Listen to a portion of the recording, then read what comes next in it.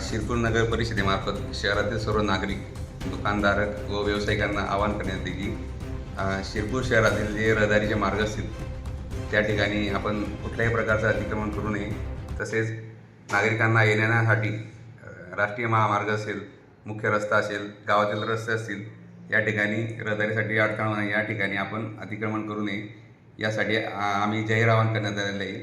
तसेच या संदर्भात पोलीस प्रशासनाला निवेदन देण्यात आलेलं आहे. लवकरच जे नागरिक, जे व्यावसायिक याचं पालन करणार नाही त्यांच्यावरती नगर परिषदेमार्फत व पोलीस विभागात कारवाई केली जाणार आहे. यापूर्वी आम्ही पाचकंदील परिसर असेल, खंडेराव बाबा मंदिर असेल, तसेच शहादा रोड या ठिकाणी या मागच्या वर्षीसुद्धा कारवाई केलेली आहे.